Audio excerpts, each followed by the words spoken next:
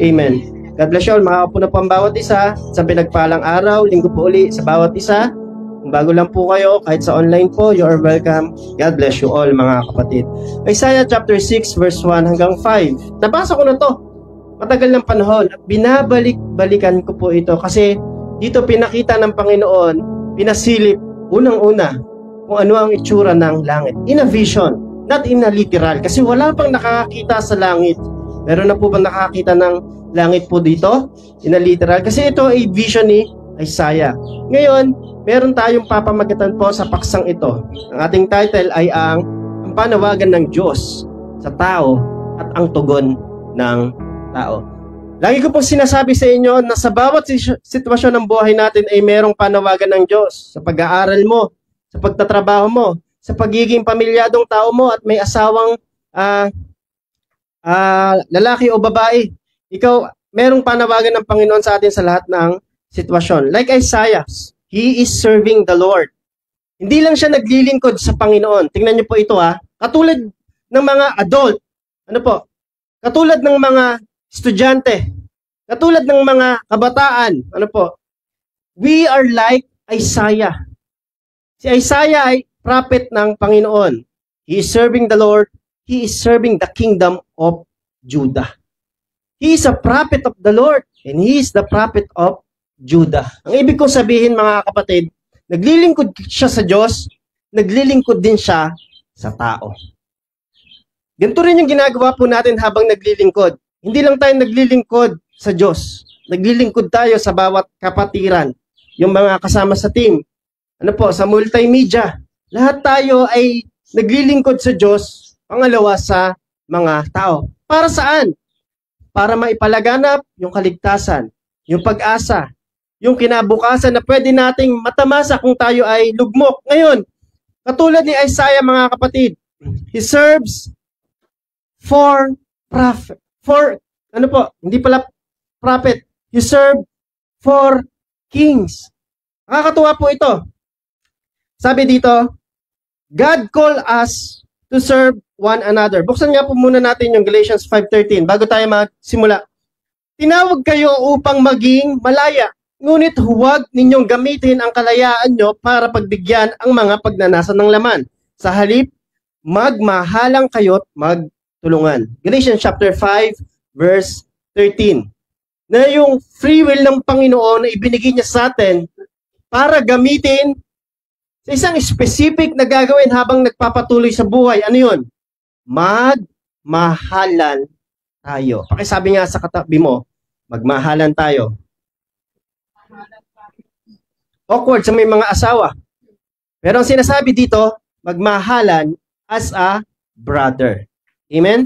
As a sister. Kapag ikaw ay mature sa Kristiyano, pag sinabing mahal kita sa Panginoon, ibig sabihin yan, brotherly love. Kumbaga yung love ng Panginoon na impart sa iyo, i-impart mo sa iyong katabi, sa iyong kamag-anak, sa iyong kapatiran. At tinawag po tayo, sabi ng Galatians 5:13, tinawag kayo upang maging malaya, ngunit huwag niyong gamitin ang kalayaan na ito para pagbigyan ang pita ng laman. Ano yun? Yung mga kasalanan. Hindi tayo binigyan ng kalayaan para pumili upang piliin ng kasamaan. Kundi sa halip, magmahalang kayo at magtulungan. Basahin nga po natin Isaiah chapter 6 verse 1. Balik tayo doon sa ating konteksto.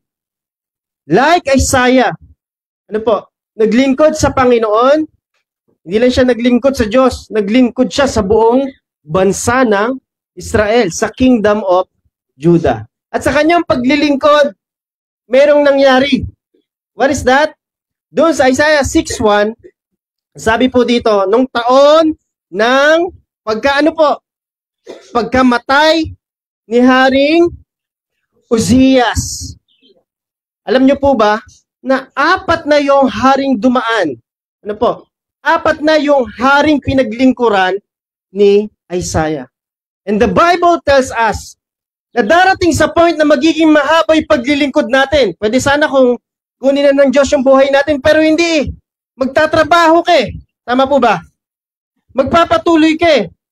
Katulad ni Isaiah, 4 yung pinaglingkuran niyang hari sa isang bayan. Ipaparaphrase natin. Ano po? I-meditate natin ng gusto na ilang beses kang nagkaroon ng trabaho sa loob ng prime time mo. Ano po yung sinasabi ko? Nung nagkaroon ka ng time na magtrabaho, kasi may mga batang nagtrabaho, alam nyo po, hindi aksidente yon. Amen po ba?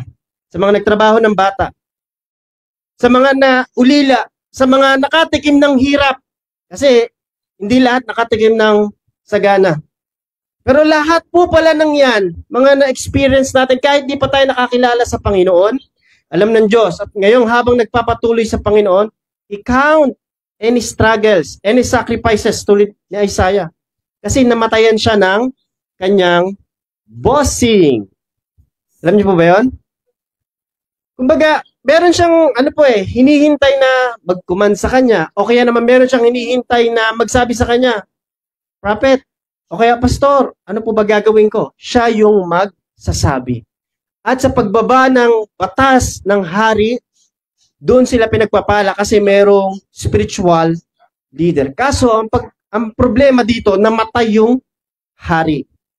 Isaiah experienced tragedy, loss, pressure. Dahil yung pagkamatay ni Haring Uzziah ay katulad ng pagkamatay minsan ng mga mahal natin sa buhay. Pagka wala minsan ng mga trabaho natin, pagka wala minsan ng mga opportunity na hindi natin na kuha. Yan yung meaning po niyan. Ano po, ini-emphasize ko lang po para lalo nating makuha. Tulad ni Isaiah, nahihirapan din siya kapag hindi niya na alam yung gagawin niya. Sino po ba minsan na out of vision na dito? Nawala na sa focus. Pagka-stress ka, minsan, hawak-hawak mo plato. Maya-maya, hawak-hawak mo na, hawak-hawak mo na yung, tawag doon? Yung screwdriver. Binaba mo na pala yung makina ng motor mo. May ganun po eh. Sobrang problemado.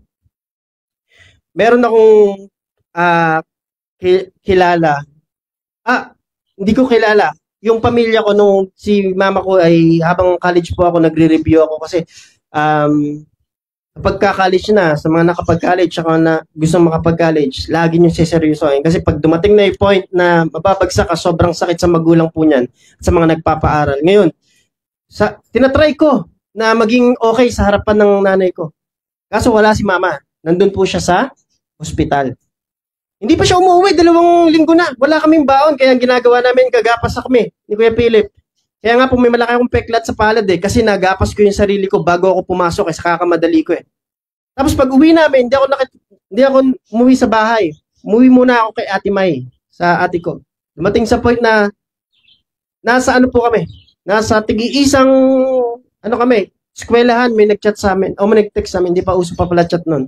Sabi niya ganon, "Are you Glenn Gabriel Bueno?" Tapos ganoon din sa may ibang kapatid ko, "Your mother is comatose right now." At sabi ko, kaya pala hindi umuwi mama ko. Sanay naman kami hindi umuwi si mama kasi dumidiskarte yun lagi. Kaya mga independent kami. Pero yung time na parang, ngayon na ba yung parang parang kukunin na yung nanay ko? Lord, nahirap naman po nito. Nagre-review po ako. Sa mga nagre-review po talaga, sa mga hindi nagre-review stock knowledge, bagsak kayo lagi. Pero sa mga totoong nagre-review, mga kapatid, alam nyo po ito, sa online, dito po, ang hirap na habang nagre-review, biglang ganon, biglang dumating yun. Hindi kami makapag-focus. Lord, tulungan nyo po ako. Tapos, akala ko text na pambayad ng tuition, wala pa palang pambayad ng tuition kahit allowance. So alam nyo po yun, samot-saring dagok ng problema. Wala pang bubong yung namin nun, yung bahay. Kaya kung makikita nyo yung picture ko noon, sobrang itim ko Alam nyo na dahilan. Wala kasing bubong yung bahay. Ibig ko sabihin, dumating yung point na sunod-sunod po yun. Sabi namin, umuwi kami, pray kami mga magkakapatid. Ganito. Hindi namin alam gagawin namin. And tawag ito, Lord, mga po kayo, magpakita kayo ng mga signs, wonders. Wala pa rin 2 araw, 3 araw na, sabi pa rin ng doktor nagte-text sa amin, hindi pa rin gumigising yung nanay nyo, kailangan ng milagro. Eka niya.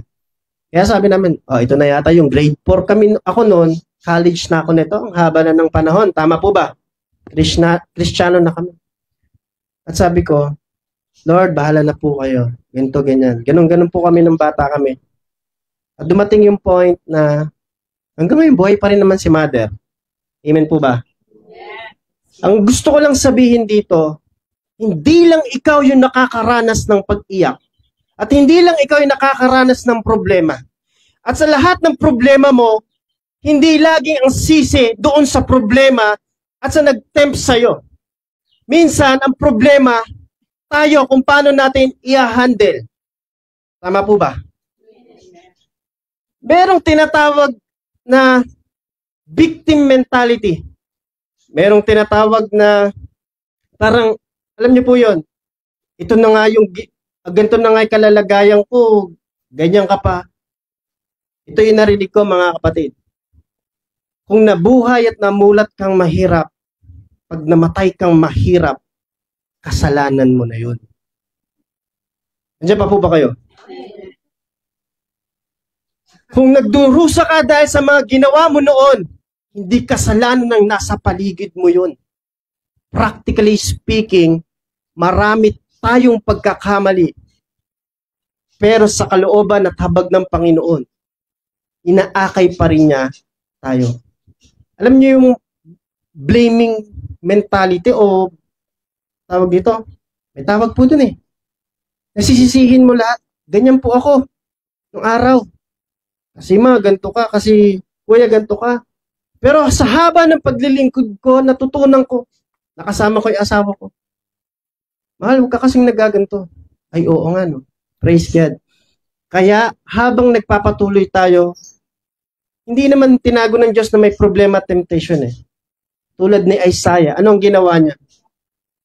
Nagpakalalim siya sa presence ng Panginoon. Nagpakalalim siya sa presence ng Holy Spirit. Tingnan niyo po nung opening song po natin.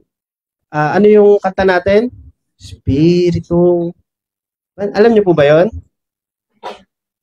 Hindi po alam siguro ng mga bago, mga millennial. Pero napaka-anointing po ng kanta na yan. Kasi yan ang kapalit ng Panginoong Hesukristo. He is the mediator kapag tayo nananalangin. Kaya sabi dito, kailangan natin magpapuno sa presence ng Lord. Kailangan maging focus ka lagi sa Panginoon at sa Word of God. Kasi katulad ni Isaiah, nagpakalakas siya sa Panginoon. Experience weaknesses, temptations, and sickness also. Ano po? Ngayon, lalo na po kapag tayo ay nakakommit ng sin, pag nakagawa ng kasalanan, ito yung blame sa atin eh. Parang kumunoy po yan pag nakagawa ka ng kasalanan eh. Halos lumubog ka. Kapag katunay kang Kristiyano, pag nakagawa ka na ng kasalanan, halos wala kang maiharap na mukha sa Panginoon. At parang kumunoy yan o parang cancer na talagang ihuhulog ka hanggang pailalim. Amen po ba? Kaya nga, we serve one another. We love one another. Magpapalakasan, magpapanalanginan, magpapaalalahanan. Maraming pagkakataon mga kapatid. Ano po, nung ako ay natutulog na, kahit maaga ako natutulog, minsan gigisingin ako ng alas 12. Ano po, biglang may pinagpapapray sa akin ng Panginoon at Lord, sabi ko, tulungan niyo po. Ako, kami, mga kapatid ko, I pray and I hope na ganun din kayo. Amen po ba? Hindi tayo self-centered. Kailangan Christ-centered tayo. Yun ang ginagawa ng Panginoon. Ngayon, unang dapat nating malaman sa paglilingkod, ang panawagan ng Diyos sa tao at paano tayo tutugon, kailangan malaman po natin ito.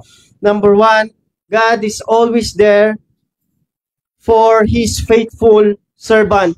Laging naririyan ng Panginoon sa mga tapat na lingkod. Sa mga, sa mga faithful servant. Isaiah chapter 6 verse 1. He served 4 kings. Basahin nga po natin Isaiah 1 verse 1. Nasabi kasi po dito, ang aklat na ito ay tungkol sa ipinapahayag ng Diyos kay Isaiah na anak ni Amos tungkol dito sa Huda at sa Jerusalem. Noong magkakasunod na naghari sa Huda sina Uzziah, si Jotham, Si Ahaz at si Hezekiah. Okay po, Bible quiz. Sino po yung apat na hari na pinaglingkuran ni Isaiah? Uzziah, Jotham, Ahaz, kapatid ni Alakdan, joke lang. At saka may piyok pa. Ito yung pinaglingkuran niya. Imagine po mga kapatid, mga presidente ang dumaan kay Isaiah.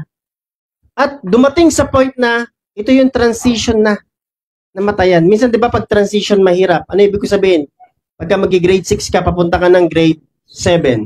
Kamusta? 'Di ba nakakaba? Minsan tapos ka na ng high school, papunta ka ng college. Kamusta? Minsan bachelor ka, bigla kang mag-aasawa. Kamusta yung mga dumaan sa kasal? 'Di ba? Nahirapan at na-pressure tayo. Kamusta yung meron kang bayarin bukas? Ano gagawin mo? Ito yung nararanasan din ni Isaiah. Ano na yung gagawin ko, Panginoon? Sabi na Isaiah chapter 6 verse 1, noong taon na pagkamatay ni Uzziah, nakita ko ang Panginoong nakaupo sa napaka-taas na lugar. Saan yan? Pinasilip kay Isaiah yung third heaven.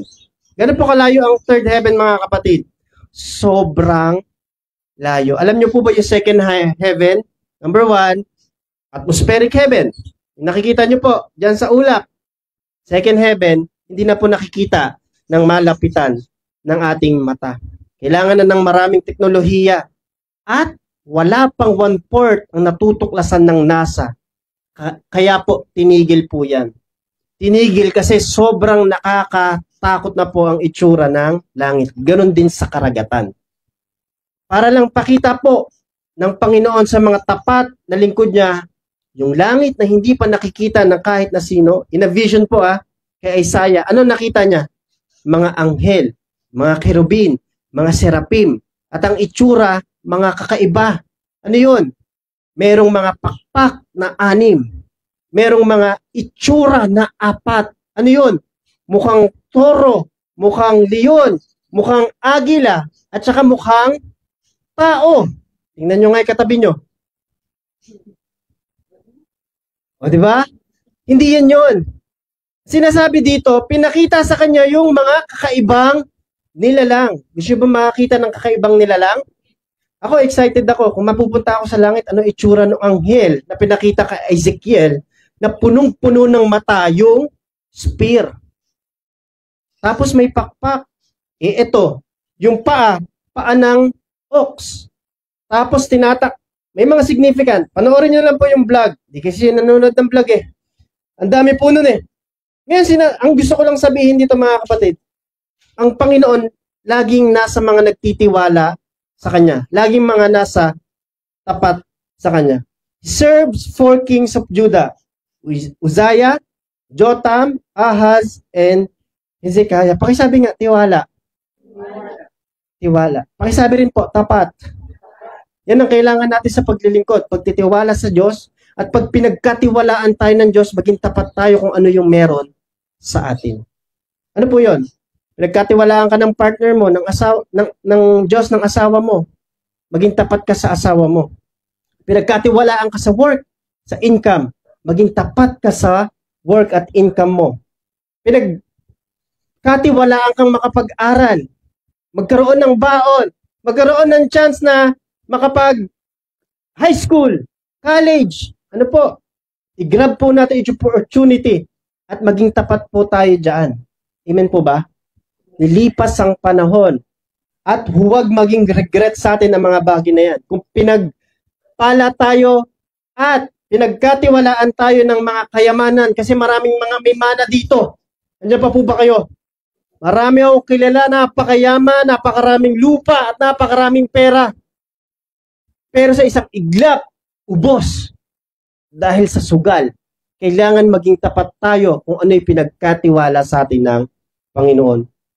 Maraming may talento, pero hindi nagiging tapat sa kanilang talento. Ano yun? Marami ka sanang pwedeng gawin sa pamilya mo, sa church, pero hindi ka nagiging tapat. Ano pong ibig ko sabihin? Tandaan niyo po, Kung may talent kayo sa singing, pwede po kayo sa praise and worship team. Pero kung may talent po kayo sa pag-evangelize, meron po kayong bahagi sa kaharian ng Diyos, sa pangangaral ng salita ng Diyos. Kung may talent kayo sa pananalangin, intercessor, napakahalaga po niyan. Pero kung hindi natin binibigay po yon, ang sabi ng parables of the talent, yung isang talento kukunin pa at ilalagay dun sa 10. Ang ibig sabihin po nito, dun sa mahilig magpagamit sa Panginoon, bibigyan pa ng mas marami. Pero doon sa iisa na nga lang, hindi pa magawa, na ibinaon sa lupa, tatanggalin pa. Ano pong ibig sabihin yan? Meron ka nito, bahay, lupa, meron kang pamilya, meron kang anak. Pero pag hindi ka naging tapat sa pamilya mo at sa Diyos, pwedeng unti-unti mawala po iyan. Nanawaan niyo ba ako, mga kapatid? I speak general, mga kapatid, na kapag tayo ay naging tapat sa Panginoon, God is always there for you. Pero kapag unfaithful tayo, laging tragedy yung ating mararanasan. Ito lang gusto ko sabihin sa inyo, God promote submissive steward like Isaiah. Laging naririyan at laging ipopromote ng Panginoon yung mga nagtitiwala at mga tapat sa Kanya. Amen po ba?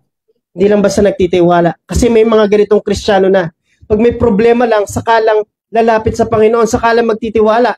Kung nung ubos na yung kanyang blessing, pero nung blessing, marami blessing niya, kinalimutan ng Diyos. Kailangan maging faithful steward tayo. Pakisabi nga, tapat.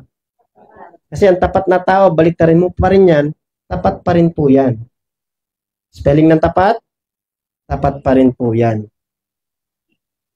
Kung may disagree pa sa tapat, gusto ko sabihin dito, kahit anong gawin sa mga taong faithful po, mga kapatid ko sa Panginoon, kahit sa anggulo siya tirahin ng kaaway, mananatili po siyang tapat, mananatiling ang Diyos ay nasa tabi niya. God promotes submissive steward like Isaiah. Pero ito yun, every time na ayaw natin yung mga bagay, kapag inuutusan tayo, we don't submit. Mga anak, mga kabataan, laging ganito po yan Kapag ayaw natin yung bagay na pinapagawa sa atin, ayaw natin, tama po ba? Pero magiging faithful at magiging masunurin ka talaga kapag kahit ayaw mo na, sinusunod mo pa. Amen po ba? Meron bang magulang, tatay, nanay na nalungkot kapag inutusan yung anak niya na, "Nak, magugas nga, pagod na pagod si daddy, si mami mo."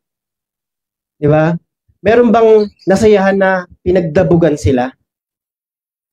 Nanay? Amen naman kayo. Wala, di ba? Wala, di ba? Pero kapag yung pagod ka na, tapos pagdating mo may sinaing na, malinis na yung bahay, tapos hugas pa yung plato, masaya po ba? Kasi grabe po yun Pinagtiwalaan nyo sila na uuwi ka ng alas 5 o alas 6 sila, umuwi na ng alas 4. Hindi mo aabutan yung bahay na amoy lumlom, na amoy bulate. Pero dahil yung bata naging katiwala, anong gagawin ng magulang? Bibigyan po ng reward. At masaya ang Panginoon sa mga tapat. Ang sabi ng Matthew chapter 25 verse 23, "Well done, good and faithful servant. You are faithful in a little. You will be ruler of everything. Enter to the joy of your master." Ibig sabihin, masaya ang Panginoon kapag ang isang Kristiyano ay nagtatapat kung ano yung meron sa kanya.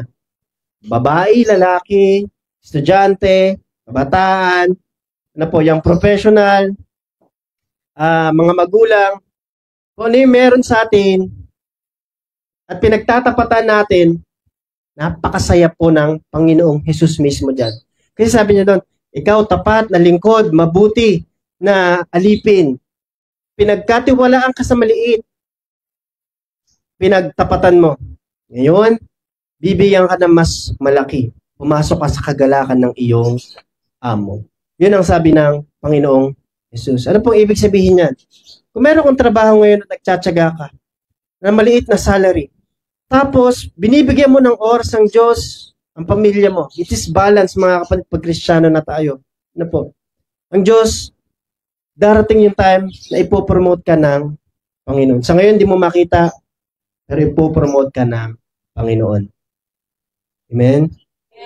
Sa mga nagtsatsaga, ano po, sa mga nagtitiis, sa mga nagbibigay ng sacrifices para sa Panginoon, God promotes submissive steward like Isaiah. Pupromote ng Panginoon yung mga tao pong ganyan. Ngayon, ang taong submissive kay Lord ay lagi po yung, nasusurpresa ng Panginoon, binibigyan ng reward. Pero yung taong hindi submissive kay Lord, ito po yung mga taong malulungkutin. Yung taong hindi submissive sa Panginoon, ito yung taong napakaraming regret. Taong malulungkot o taong hindi submissive sa Panginoon, ito yung mga taong tamad. Ayaw lumabas sa comfort zone. Walang paglago, walang pagbabago. Ayaw mahirapan, ayaw mapawisan. Gusto lagi shortcut at instant yung mga bagay-bagay. Bakit po? Hindi kasi submissive yung taong ito. Ulit ko po, submit to God's direction because He is always there for His faithful steward. Alam niyo mga kapatid, lagi niyong tatandaan. Ano po? Kung una kang mananampalataya ngayon, wala ka pang 1 taon, ibig sabihin, marami ka pang makikita. Pero kapag mahaba ka ng mananampalataya, kailangan, kung ano yung binigay sa'yo noon, dapat nagmumultiply ngayon. Amen? Dati, wala kang pamasahe. Ngayon, dapat may sarili ka ng sasakyan. Ano ibig ko sabihin? Ayoko sana maniwala na kapag na naging Kristiyano ka, lagi ka na lang dapat wala. False humility yun. Kasi si Pablo naging tent maker para lang magkaroon ng sariling pera at magkaroon ng sariling pondo ang simbahan at matulungan yung mga mananampalataya. Amen po ba? Kasi walang Kristiyanong tamad at walang Kristiyanong hindi submissive sa Panginoon. Kasi ang taong tamad at hindi submissive sa Panginoon, laging malungkot at laging regret. Walang peace of mind. Laging mainitin ng ulo. Sino mainitin ulo dyan? Alam nyo na. Joke lang. Ang sabi po dito, kailangan meron tayong, kung ano yung meron sa atin ngayon, lumalago po yan. Nagmumultiply. Yan ang nais ng Panginoon. Ano po? Isang verse pa lang yung binasa natin. Pangalawang verse, pangatlong verse. Ang gusto kong sabihin sa inyo mga kapatid, laging nandyan ang Panginoon para sa kanyang mga tapat na lingkod. Tapat ba tayo sa ating mga income?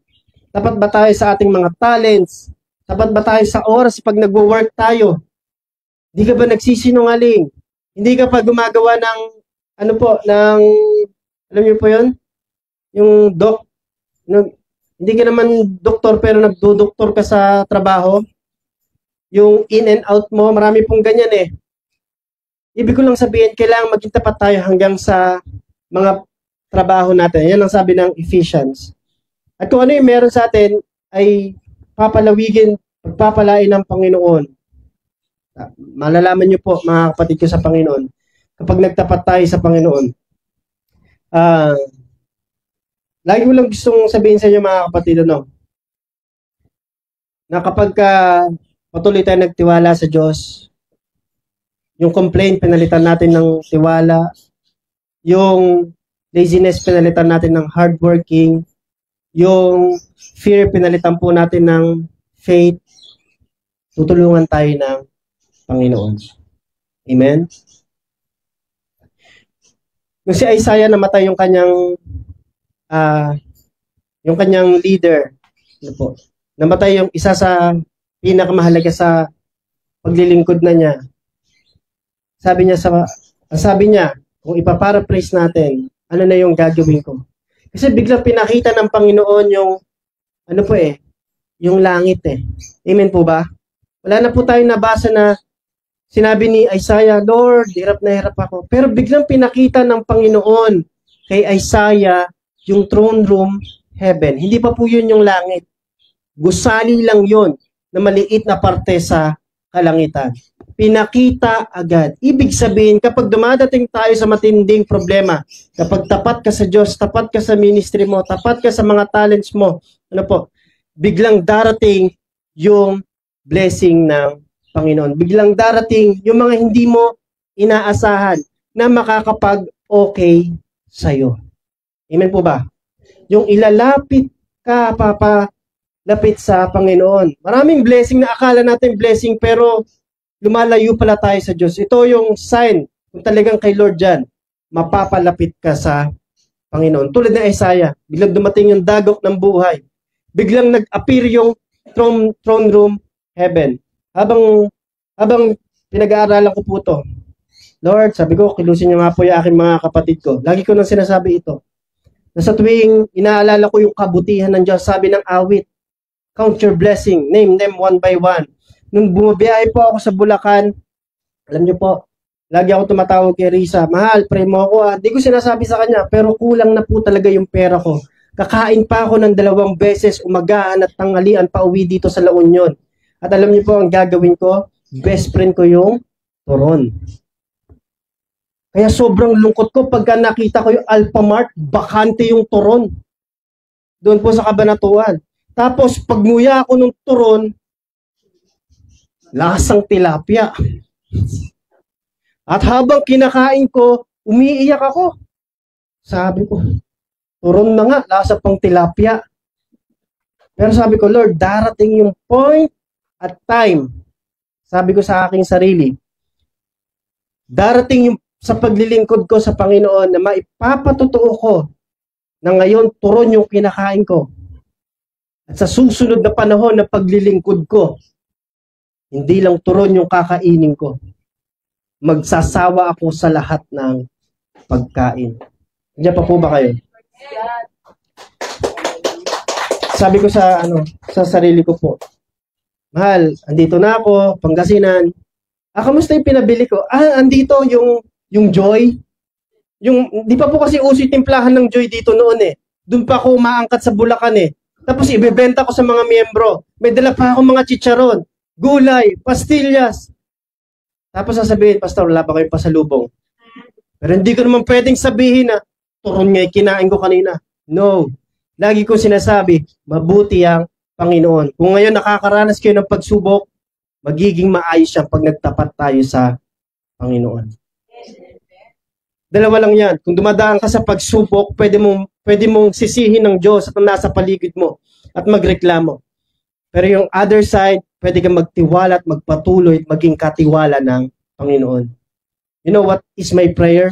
Lord, pagkatiwalaan niyo pa ako. Amen po ba? Minsan, pag uwi ko, turon na nga yung pagkain ko, pagpunta ko pa dito sa destino, may magpapaalam, Pastor, punta lang kami sa ilog. Isang pamilya lang nandito. Nandiyan pa po ba kayo? Panginoon, magkatiwalaan niyo pa po ako. Kaya tayo humahayo ng humahayo. Amen po ba? Sabi ko pa kay Mrs. Dumating sa point sa paglilingkod namin sa Panginoon, wala kaming cellphone. Ano po? Wala kaming cellphone. Sabi ko kay Risa, kuha tayong cellphone. At yung pagkukuha na namin ng cellphone, mababawasan pa monthly sa kaya naming, sahurin. Yung sahod po namin, hindi sahod ng pastor kasi walang bayad ang pastor. Wala pong yan, wala pong sweldo. Baka akala nyo, marami po. Wala po, sa totoo lang. Po. Pero sabi ko, Lord, cellphone, ang ginawa ni Risa, binigyan niya ako ng panghulog, ako muna yung nag-cellphone. Amen po ba? Yung cellphone ko, inulan pa kasi nagbumotor ako. Natanggal po. Alam niyo po yung nagka-camera ako. Sige nga, mahilig po ako mag-video-video eh. Camera. Nung nakita ko, hindi lang watermark, talaga pong yung cellphone ko po na yun. Nalungkot po ako bigla. Sabi ko, Lord, ang hirap naman maglingkod. Ang hirap naman magpatuloy. Tapos si Risa, ang cellphone niya, napakabagal. Alam niyo po yung pwede mo nang iba to. Kasi ayaw gumana ng touchscreen. Pero sabi ko, darating yung point, Panginoon. Sabi ko, na kapag naglilingkod na po kami ni Risa, pati cellphone, kakaayawan ko. Diyan pa po ba kayo? Bating sa point, mga kapatid, na habang nagbabasa ako, ay oo nga nakakatuwa ang Panginoon.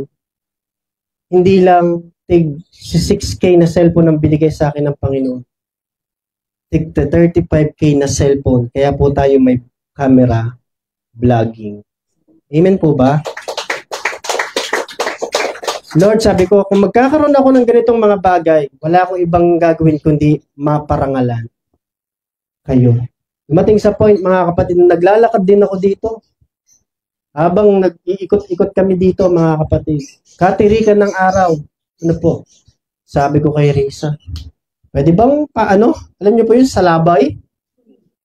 Lalaki ako pero pagod na ako kasi ang tindi po ng init eh. Pero dumating sa point, mga kapatid, na sabi ko, Lord, darating po yung pagkakataon na kahit motor, Panginoon, hindi ko na magiging problema. Amen po ba? Amen. Meron tayong tricycle dito. Tricycle lang pala, Pastor. No, hindi po ako yung naghuhulog dyan. Kasi merong ginamit na ang Panginoon. At yung tricycle na tigta 30,000, hindi rin po ako yung nagbayad yan. Kasi may ginamit na ang Panginoon. Hindi mo aakalain na may ibibigay ang Panginoon. Magtapat lang tayo sa Diyos. Wala po bang amen? Gusto ko lang sabihin, mga kapatid, sa haba ng paglilingkod, magtiis ka, magtapat ka sa kung ano yung meron ka, doon ka i-bless ng Panginoon. Dati nga, dati nga po, nandun lang tayo sa sa taas eh. Nasa maliit lang to yung sulok eh. Amen po ba? Magpe-praise and worship ka, nakaganong ka oh. Amen po ba? Ngayon, magkakaroon na tayo ng sariling lupa. Pagtitirikan. Hindi rin po galing sa akin. Galing sa ginamit ng Panginoon. At dito ko nakikita na, alam niyo po yon, hindi ko na alam kung ano yung ginagawa ng Panginoon sa amin ni Risa. Habang nagpapatuloy po kami mangaral ng salita ng Diyos, dito po sa physical and online, sabi ko sa Panginoon, Lord, kailangan ko po ng pera. Namatay yung computer, sira. At sabi ko, ayoko na pong maghulugan. Ayoko ko nang kumuha ng home credit. Ayoko nang po. Pero gusto ko nang kumuha. Kung sakali lang po. At makakayanan natin sa paghulog kasi ginagamit natin sa ministry. Sabi sa akin nung isang nag-chat po sa akin, hello, Pastor. Hello po. Pastor, sabi niya ganun. Meron akong ibibigay sa'yo. Pero next week na. Okay. Maya nag-chat po uli kagabi. Sabi niya sa akin, Pastor, sabi niya, nakita ko po kayo nangangaral bahay-bahay. Kaya yung ibibigay ko po next week, ngayon ko na ibibigay para makatulong sa inyo. Ito po yung 10,000. Yung sa kanya, ay, praise God. Sabi ko, meron na kaming panggas, meron na kaming pang merienda, meron na kaming pang load. Amen. Nagugutom po ba lahat ng mga kasama ko sa evangelism? Nagugutom po?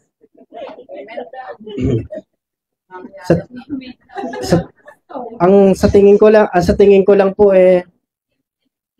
busog na tayo sa presence ng Lord, pinubusog pa tayo ng Panginoon physically. One thing I assure, God promotes faithful servant. Alam niyo po yon, ipapahiya tayo ng Panginoon kung sa tao tayo umaasa at nagtitiwala.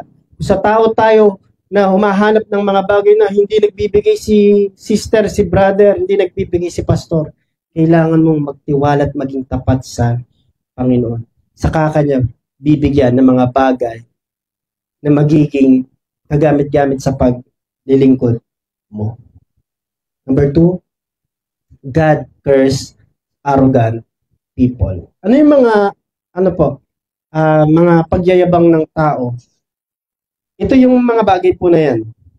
Number 1, Isaiah chapter 1 verse 2. Rebel to God. Laging nagre-rebelde sa Panginoon. Kasi ang meaning ng rebelde, hindi lang basta umaalis ka. Ano yun? Kinakalaban mo ang Panginoon. Sinasadya mong magkasala. Sinasadya mong makipaglaro sa temptation. Sinasadya mong hindi siya pakinggan at mahulog sa pagkakasala. That is rebel to the Lord. Pangalawa, they didn't remember God. Ano yun?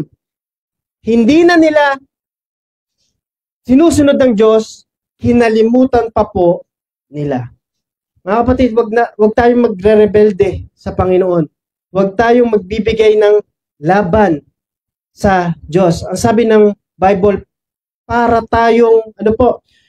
tayong sumisipa sa matulis na bagay, para kang tumatadyak sa sa matalim na espada, na kapag tumadyak ka, ikaw yung mahihiwa. Yan ang sabi ng Bible kasi pinagre-rebeldehan ng Panginoon.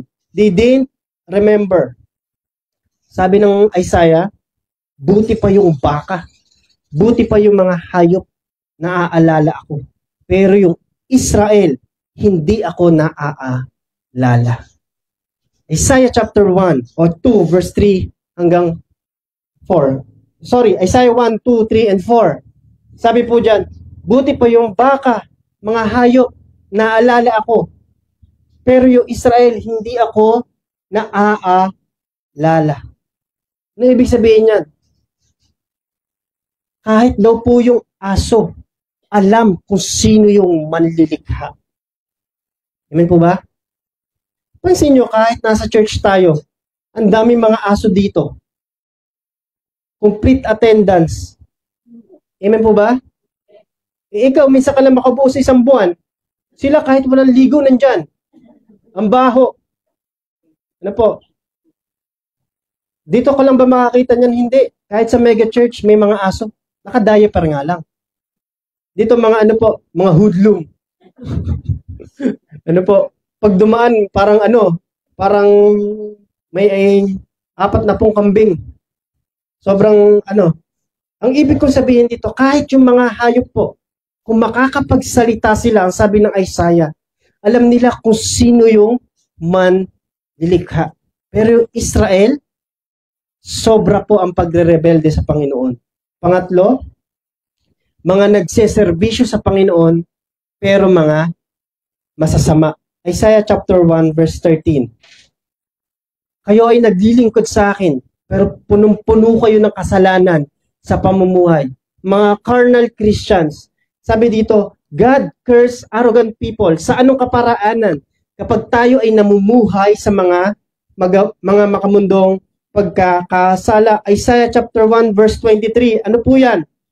Sa mga taong sakim, ganid, mga mukhang pera, mga hindi lang to basta basta love of money. Ang tawag dito, corrupt. Magpapatayo sila ng malalaking bahay, tapos hindi nila babayaran yung mga mason at yung mga laborer. Amen? God is just. He will punish wicked. Isaiah chapter 3 verse 11. Nasabi po dito, gagantihan ng Diyos ang bawat gumagawa ng mga masasamang bagay. Ano po yung sinasabi ng Bible? Ano po? Hindi pinagpapala ng Diyos ang mga taong arugante, rebelde, ang mga taong sinungaling, ang taong mga manlalait. Isaiah chapter 5 verse 8, mga materialistic na tao. Isaiah chapter 5 verse 11, mga manginginom na tao. Umaga pa lang, pagkagising pa lang, drunkard sa mga Israelita. Ang sabi ng Panginoon, I will curse Israel because they are drunkards. Pagising pa lang sa umaga, sila po ay lango na, lasing na. Isaiah chapter 5 verse 15, mga arrogant. Isaiah chapter 5 verse 20, sila po ay mga sinungaling, mandarambong at mga mandaraya. Ano yun? Magkakaroon sila ng trabaho. Tapos dadayain nila yung trabaho nila. Nandiyan pa po ba kayo? Sino yung mga porpies, tupad, mga nasa sektor ng gobyerno? Sabi ng Bible, hindi pinagpapala ang mga taong mandaraya. Sabi sa akin ng isang kagawad, sa Ligleg at sa Kalingkamasan, Pastor, grabe naman po yung mga tupad. Bakit po? Binabayaran po pero hindi nagtatrabaho. Naku po. Sabi ko, kailangan po hindi mandaraya ang mga tao. Amen? Mga nasa gobyerno. Bakit? Corrupt leadership. Ano po? Will experience curse of God. Kapag isang bayan, barangay, ay meron ng corrupt, tandaan nyo po ito, hindi mapagpapala yung bayan at barangay po na yan. Amen po ba? Makikita nyo, yung kalsada nyo kahit maayos, bubutasin yan. Maayos na bubutasin pa, pero yung mga bako-bako, hindi po aayusin yan. Why? Because corrupt leadership, ganid, mga sakim sa pera. Diyan pa po ba kayo? Kaya yung mga nagbo-vote buying, bibilhin yung boto mo ng 1,000 para ka lang binayaran ng 3 pesos araw-araw sa loob ng termino nila. Divide, mga kapatid. Amen po ba? Kaya iboto natin kung sino yung karapat dapat, yung may takot sa Diyos. Hindi yung pakitang tao at pakitang may takot sa Panginoon. Because corrupt leadership, ano po, will curse God. Sabi pa po dito, Isaiah chapter 5 verse 21, pretender. Ano po yung pretender? Kasama po ito sa mga laborers na hindi naman nagtatrabaho pero sumasahod. Ito yung mga laborers. Hindi lang basta sa gobyerno, kundi sa mga trabaho po natin na pinagkatiwalaan tayo pero hindi ka pumapasok. Sabi ng Bible dito, mga nagpapakitang tao, they will not experience the blessing of God. Pwede kang yumaman, pwede kang dumami ang possessions, pwede kang magkapera, pwede dumami gamit mo. Pero titiyakin ko sa'yo na kahit yumaman at magkapera ka, darating yung point sa buhay mo na hindi mo magagamit siya at hihingi ka ng saklolo sa Panginoon. Pwede tayo maging arrogante ngayon at sabihin, laitin ng Diyos, mga mangangaral, pati ang mga lumalapit sa Panginoon. Pero darating sa point na kahit yung possession, pera, mga bagay na meron tayo, at dumating yung dagok ng buhay natin na hindi mo magiging kailangan na solusyon yan, tatawag ka pa rin sa Panginoon. Gusto mong sumaya? Gusto mong lumigaya? Gusto mong pagpalain? Pakinggan mo ako. Huwag kang maging materialistic. Sabi ng Isaiah 5:8. Bi-breakdown ko lang. Gusto mong lumigaya? Huwag kang maging mangingino. Huwag kang maging mabisyo. Huwag kang maging mukhang pera. Huwag kang mayabang. Huwag kang sinungaling. Huwag kang pretender. Huwag kang mandaraya at mandrambong. Because God curse arrogant people. Amen po ba? Amen. Sige, ikaw na lang. Ikaw na lang. Maging kasama mo yung mga taong walang sinabi kundi siya yung magaling. Siya yung siya yung mabuti, siya yung yung laging tama. Tatagal po ba tayo? No. Kasi God opposes boast. Ayaw ng Panginoon sa mga taong arrogante. Pero sa mga tapat, mababa ang loob, sa mga taong kinikilala ang Panginoon, sabi ng Diyos, lagi siyang nasa kanyang tabi. Number 1, God is always there for their faithful steward. Number 2, God cursed arrogant people. Listen to the voice of God. Isaiah chapter 6 verse 9. Sabi po dito, kaya naranasan ni Isaiah yung mga bagay po na yan, pinakita sa kanya. Number 3, kasi God is sovereign. Dito na po ako magtatapos, mga kapatid ko. Sana po meron kayong naunawaan. Sabi ng Isaiah chapter 6 verse 9, na po, madalas magkamali ang tao. Madalas matempt. At pag nagkasala na, madalas tumitigas ang puso. Tumitigas ang ulo at damdamin.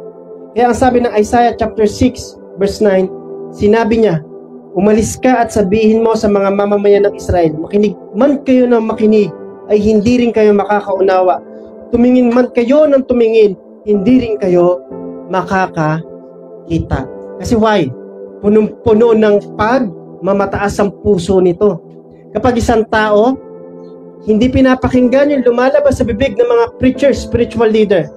Kapag hindi sinasabuhay yung mga salita ng Diyos, ibig sabihin, ang sabi ng Isaiah, makinig man sila ng makinig, hindi nila matututunan. Pakinggan man nila ng pakinggan, hindi po nila nauunawaan. Why? Kasi punong-puno ng pagiging arrogant. Punong-puno ng pagmamataas. Kailangan nating maging mababa. Alam niyo po, habang nandito tayo ngayon, kailangan mapakinggan natin yung sinasabi ng Diyos. Ano po? That God is sovereign. Can I ask you, God is a healer for you? God is a provider for you? So God is holy. Na kapag gumagawa tayo ng kasalanan, ano po, dito tayo tinatawag ng Diyos, sinasanctify niya tayo. At kapag dumadaan tayo kahit sa problema, pinakita ng Panginoon kay Isaiah, mamatay man bawat hari na pinaglilingkuran mo at mamatay man bawat nakaupo diyan sa trono sa lupa, I'm still at the throne. Alam ko kung ano yung pinagdadaanan mo ngayon. You are faithful. Ano man mangyari dyan, tingnan mo to, ako yung nasa trono pa rin. I'm in control. Alam ko kung ano yung gagawin ko. Nakita mo to, mga anghel? Sabi nila, banal, banal, banal lang Diyos. Sabi ni Isaiah, oh, nakakaawat, nakakahabag ako. Sapagkat meron akong maruming labi at naninirahan ako sa mga taong kasama kong mga arugante. Mga kapatid, sa online, nandito tayo, sinisik natin yung presence. Sinisik natin yung Word of God. Sinisik natin yung learnings na gusto nating maunawaan at ma-apply natin sa buhay. Alam ko kung bakit ka naririto, gusto mo magbago. Alam ko kung bakit ka naririto, gusto mong pagpalain ka ng Panginoon. Alam ko kung bakit ka naririto, gusto mo nang makawala sa pagkakasala. Isaiah chapter 6, God is in the throne. Ano man nangyayari sa'yo, huwag kang mag-alala. Mapapa, I'm coming back to the heart of worship ka sa mga taong nagkasala. Patawad po, Panginoon. Ganun po pala ang gusto niyo sabihin. Diba po? Tayo, ito mo yung lahat. Pwede nyo po bang ipikit yung mata nyo? It is not mandatory. Pero sa sitwasyon natin na open po tayo, maraming distraction. Mga musicians, hallelujah. Pwede ba tayo maging sensitive sa Holy Spirit? Mga manggagawa kong kasama, pwede po ba tayo maging aware sa move ng Holy Spirit? Mga nasa online, dyan sa dulo, pwede po bang ilang sandali lang, umikit ka? Gusto ko lang malaman ninyo habang tumatanda, nagkakaedad, hindi lang basta tumatangkad ang mga kabataan, kundi dapat natututo, nababago, nagkakaroon ng kababaan, hindi nagiging mayabang, hindi nagiging arugante, hindi nagpapatuloy sa paggawa ng kasalanan, even pandaraya sa kapwa.